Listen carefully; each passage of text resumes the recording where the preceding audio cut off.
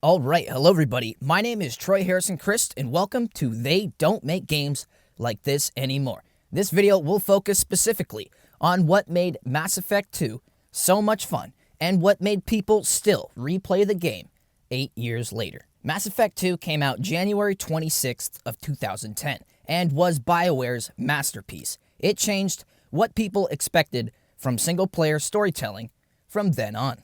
This was an interactive movie disguised as a third-person science fiction RPG.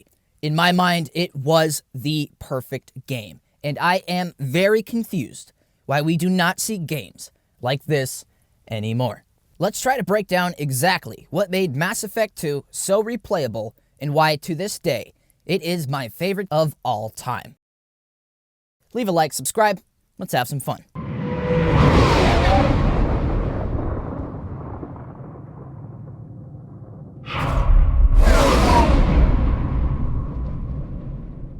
It is 2018, and we still have yet to see another sci-fi franchise with such a high level of detailed storytelling and incredible role-playing mechanics. What got me wrapped up in Mass Effect 2 was how we could reflect our own morals onto Commander Shepard by interacting with the immersive world around us. We shaped who Shepard was and who he was going to be in the future. Try it and you'll be scanning the inside of your colon. I'd almost pay to see that. Everything you did or said felt like it had an immediate impact on the characters around you, and I do not think we have had a role-playing gaming experience as good ever since. Investigating the conflicts and traditions of the many alien species was actually more interesting to me than the third-person combat. I have yet to find a game with stories as interesting as what we found in Mass Effect 2. You run Omega?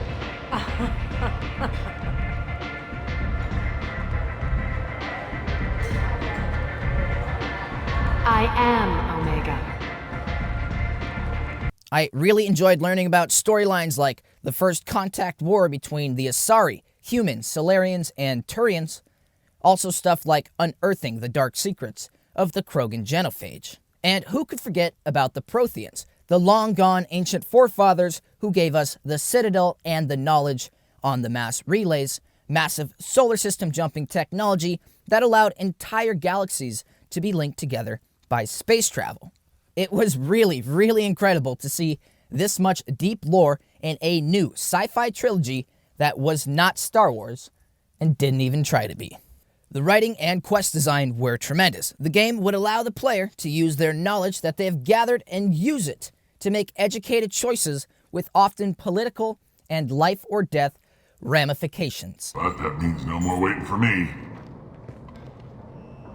Gotta get her back to 100% before Tarek decides he needs her again.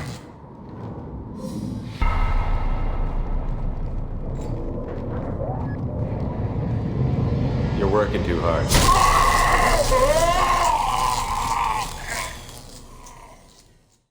Depending on how much of the story you pick up, you can either make the right decision or the Paragon decision.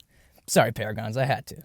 You're mostly para-wrong. Okay, sorry, that was my last one. You're para-wrong. You just fucking para-wrong, yeah, stupid Paragon. Something else that made Mass Effect 2 my favorite game of all time, and arguably one of the most fun games to play for a second time, was the Paragon and Renegade system. This was a famous BioWare RPG mechanic that they first used in Star Wars Knights of the Old Republic. This makes us balance Commander Shepard's good and evil, and it actually has a tremendous outcome over the events of each game in the series. Personally, I usually play as a Renegade, as you may have already guessed, but playing as a Paragon is fun in its own right and has many different situations that you would have missed if you played strictly as a Renegade.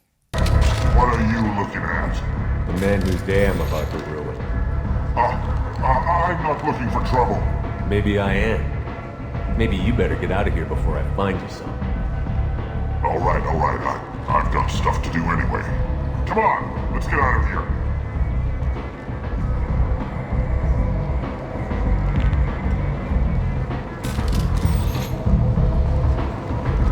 The amount of variety between being nice, being neutral, or being a space ass is what makes Mass Effect 2 the most replayable game of all time.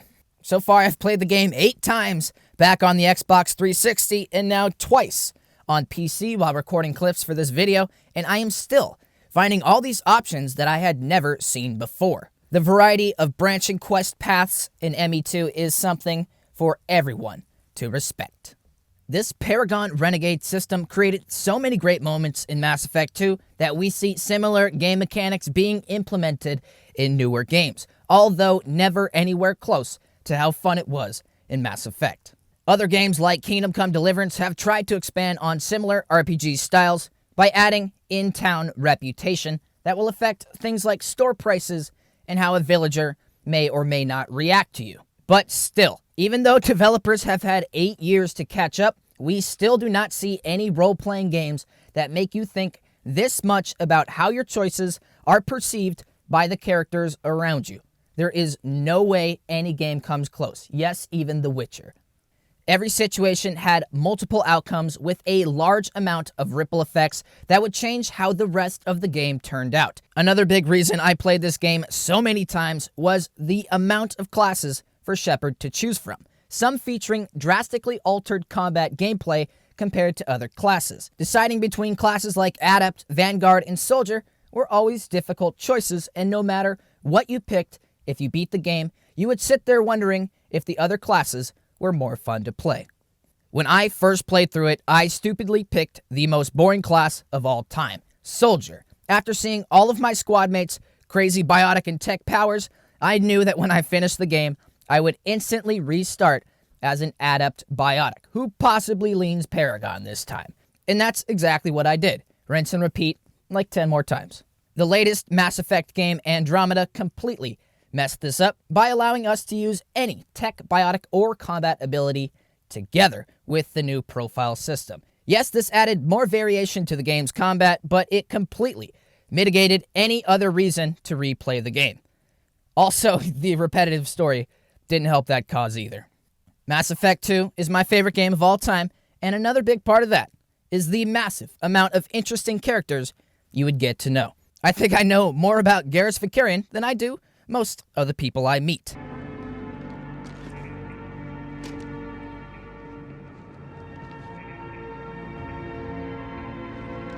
Shepard. I thought you were dead. What are you doing here? Good to see you too. I'm just surprised to see you. You and me both. Still, it's good to see a friendly face.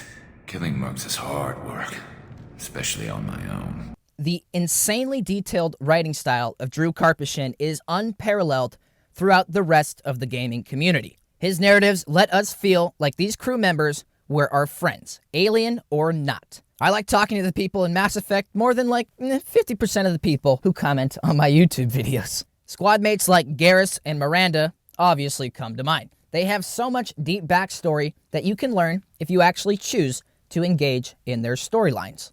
One of my favorite things to see is how your decision reflects on all the people around you. Your different squad mates will react to you differently depending on your decisions, and they will react to one another depending on their different motives. It is a very interesting game mechanic, and I'm surprised we don't see it implemented more today. You would see this demonstrated on the many loyalty missions that would often have better ideas on good sci-fi content than the new Star Wars sequels. One of the quality missions that stand out is Jacob's loyalty mission. When you first meet his character, he seems like a standard Cerberus operative. Then you learn that his father has been missing only to be leading a group of half-insane ex-Alliance members, and nobody likes how he runs the planet of Aya that they crash-landed on. You basically learn he is a terrible person who has ruled these followers like a tyrant for years, then leaving it up to Shepard and Jacob to decide how Mr. Taylor ends up. Another storyline that I never get tired of watching play out, and you really get to see how Garrus changes from Mass Effect 1 to Mass Effect 2, is the mission called Eye for an Eye. This is Garrus's loyalty mission. But why would he really even need a loyalty mission? This is where Shepard and Garrus get to track down Harkin, who is an ex-Citadel security agent who has backstabbed our favorite Turian in the past. Basically, they find out Harkin is working as a racketeer and is now going by the moniker Fade. Shepard and Garrus go pay him a little visit. This mission feels more like a mob scene than a sci-fi show. I love this. This is a great storyline because it goes deep into the obvious corruption inside C-Sec, and it also gives us a ton of character development for Garrus since Mass Effect 1. He was once a man of the law himself, but now he has switched sides, becoming the feared vigilante Archangel, known for cleaning up the grimy streets of Omega, my favorite location in the game. Moments like this, when you have to balance your love for a character with them beating the crap out of a mostly helpless dude with a funny name, it is a great example of why Mass Effect 2 has amazing characters and interesting situations to put them into. When it comes to video games, bigger is usually not better, in my not-so-humble opinion. Mass Effect 2 came out a year before Skyrim, and when I believe the open-world craze actually started. It wasn't some massive open world, and it really didn't need to be. It was simply a good game. Even playing today, environments still look surprisingly lived in for the technology available at the time. I wish more developers would focus on this instead of making an environment massive just because they think that's what we want. I hope in the future devs just focus on making quality games. Is that such a crazy idea? This every game has to be a massive open world trend has gone a little bit too far, and I think it's time everybody goes back to what really makes a good game. Interesting characters, gameplay, and story. Nobody cares how big the game is if it's boring. Mass Effect 2 had the perfect amount of environment versus gameplay and story, and this is very surprising. We don't see any games today sticking to this formula. Maybe one day, the Mass Effect franchise or any other game will top Mass Effect 2 in my heart, but when it comes to a quality, branching narrative experience, after 8 years, nothing comes close in my opinion. All right, guys, I hope I broke down why exactly I've played Mass Effect 2 so many times in an interesting manner, and why it is so sad that they don't make games like this anymore. My name is Troy Harrison Chriest. Thank you so much for watching. I know there are many other reasons why Mass Effect 2 is my favorite game. Maybe I'll do a part 2 very soon. Besides that, leave your ideas in the comment section. Click the thumbs up button. Subscribe, and you see that little icon that looks like a bell? Do me a favor and click that so you get notifications on your cell phone whenever I post new 4K gaming videos. All right, guys, my name is THC. Subscribe.